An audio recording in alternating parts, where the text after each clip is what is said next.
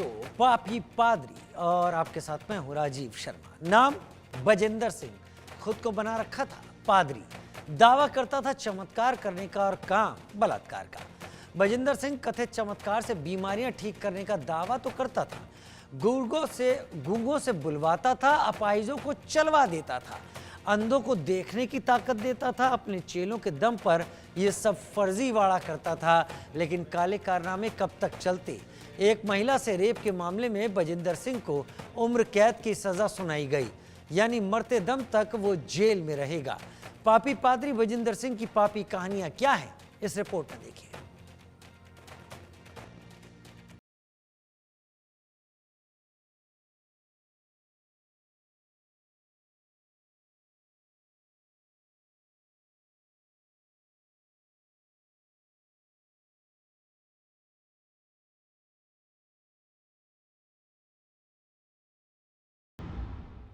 मरेगा जेल के अंदर यीशु यीशु वाला बजिंदर।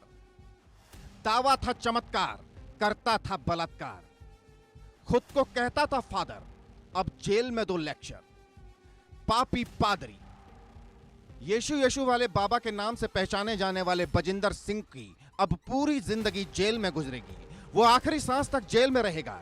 जैसे ही मोहाली कोर्ट ने रेप केस में बजिंदर सिंह को उम्र कैद की सजा सुनाई, वो फूट फूट कर रोने लगा, गिड़गिड़ाने लगा, कोर्ट से फरियाद करने लगा, छोटे बच्चे, बीमार पत्नी की दुहाई देने लगा। लेकिन मोहाली कोर्ट ने पीड़ित के साथ इंसाफ किया और पापी पादरी वाले बजिंदर सिंह की सारी दलीलें ठुकरा दी। का स्टेटस था इस बंदे का कि इस बंदे ने जो है बेसिकली धार्मिक एक लीडर, जिसको पापा जी इनकी जो इनके फॉलोअर है वो कहा करते थे, स्पिरिचुअल लीडर के नाम पे ये मशहूर थे, जिनका काम ये होता है कि लोगों को मार्ग दिखाना होता है और जीवन में सही रास्ता दिखाना होता है। क्योंकि ये जो जुर्म है ऐसे किसी बंदे के द्वारा जब किया जाता है तो उसकी एग्जाम्पलरी सजा होना बहुत जरूरी हो जाता है, ताकि सारे समाज को एक मैसेज जाए कि एक तरह से ऐसा घिनौना काम दोबारा से कोई करने की हिम्मत ना कर सके। तो we are satisfied with the mean quantum of sentence, that is life imprisonment until last breath he has to stay behind the bars. Bajinder को कोर्ट ने 3 दिन पहले दोषी करार दिया था। इसके बाद उसे पटियाला जेल में बंद कर दिया गया था।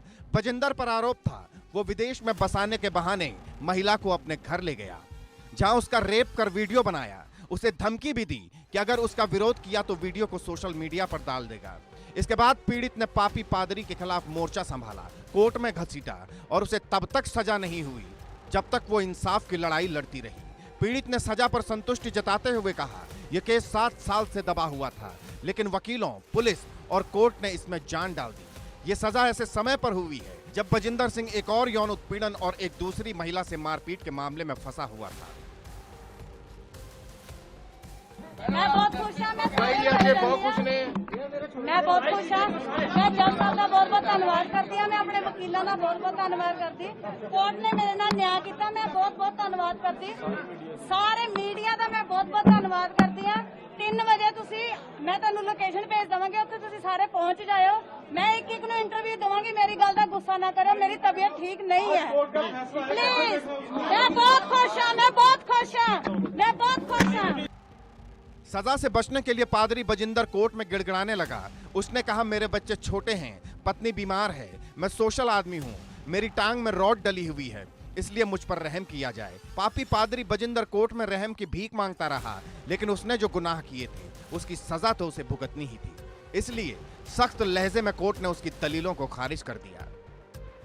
पापी पादरी बजिंदर अब ताउम्र जेल की 4 दीवारी में कैद रहेगा।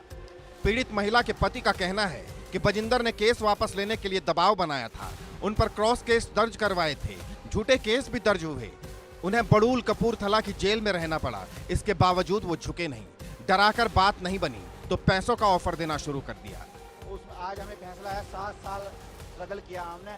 ये लगातार कोर्ट को गुमराह करता था, यहाँ लीव लगा देता था, अभी मुझे बुखार है, पर ये फॉरेन फीजी यूएसए घूमता था, जबकि हाई कोर्ट के ऑर्डर रखे थे, बाहर नहीं जा सकता। हमने स्ट्रगल किया, हमारे साथ दुआबी खड़ा, मान खड़ा, हमारे साथ जितनी भी संस्थाएं थी खड़ी, उन्होंने मदद करी हमारी। हमारे ऊपर एफआईआर हुई, फेक एफआईआर हुई, हमले हुए, धमकियां दी गई। 6 महीने मैंने प्रतिभा एएसआई है, उसने मेरे ऊपर फेक एफआईआर की, क्षेत्र डी की। मैं जेल में काटे, चंडीगढ़ से प्रतिभा एएसआई 6 महीने मैंने जेल में काटे। काटने के बाद मैंने फिर आया, फिर मैंने ठान लिया पर इस दोषी को सजा दिला के रहनी है। आज भी आज भी जब मैं यहाँ आया, मुझे मारने के लिए यहाँ पर पूरी प्लानिंग करी गई, जनानियां बैठाएगी, जनानियों ने बोला, मैंने बोला यहाँ नारे लगा देना, वो कह रहे नहीं यहाँ हालेलुया के नारे चलेंगे, हमसे लड़ाई करने की कोशिश करेगी, हमारी वीडियो तक बनाने की कोशिश करेगी। पर कहते ना वो रब है ना, खुदा है, अल्लाह है, परमात्मा वो एक ही है, वो भगवान वाल्मीकि, उन्होंने आज हमें इंसाफ दिलाया है। बजिंदर को भले ही रेप केस में उम्र कैद की सजा हो चुकी हो, लेकिन उसके खिलाफ दूसरा मामला एक महिला से मारपीट का है। इसका खुलासा एक वीडियो सामने आने के बाद हुआ। 16 मार्च को सामने आए वीडियो में बजिंदर सिंह एक महिला को थप्पड़ मारता दिख रहा है। इस मामले में भी सुनवाई हो रही है। इंडिया न्यूज के कैमरे पर खुद मारपीट की पीड़िता ने कई खुलासे किए थे। जब जैसे कि अभी मैं सेवा में आ गई थी, ज़्यादा मैं डीप जा रही थी, तो जो चीज़ें यहाँ पे जैसे सुनने में आ रही हैं, लड़कियों के लिए चीज़ें हो रही थी, मारपीट की चीज़ें बार बार बाहर आ रही थी। तो पहले तो हमारे चर्च में ऐसा कुछ मतलब नहीं था, हमारे सामने नहीं था, हमें नहीं पता कि बैक साइड था नहीं था।